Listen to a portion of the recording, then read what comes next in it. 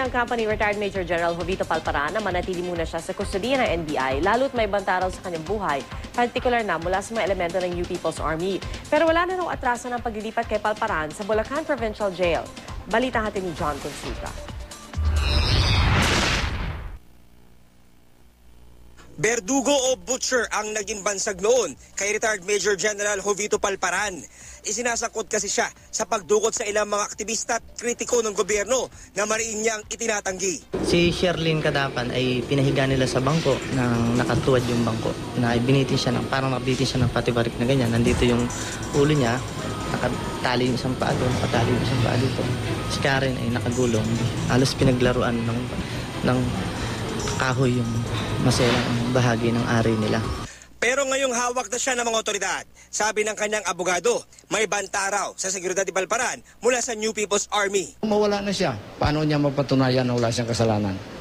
Na gusto lang siyang sisirain. Matapos na siya nagrisko ng kanyang buhay para mawala ang mga pasaway. Gusto ba ng karamihan na mawala na si General Palparan?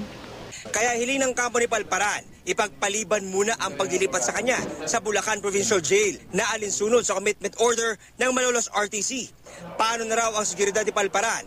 Lalo't sa impormasyon nila, may 4 umunong miyembro ng NPA na nakakulong doon. Kahit sa military camp, tinulusob Nangyari na yan Maaaring may mangyari pa. Hindi man pinangalanan ng NPA, kinumpirma ng NBI na may banta nga kay Palparan batay sa hiwalay na impormasyong nakuha nito at ng AFP. We have to be extra careful. We have been receiving a lot of information. So we cannot just disregard all this information.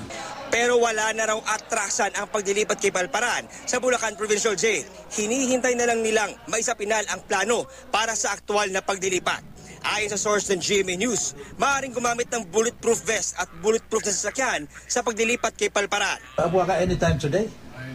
We're not sure yet as to the exact time. But definitely we will comply with the order of the court. And we are also seeking the help of the armed forces to ensure the safety and the transfer of the person of General Palparan. John Consulta, GMA News.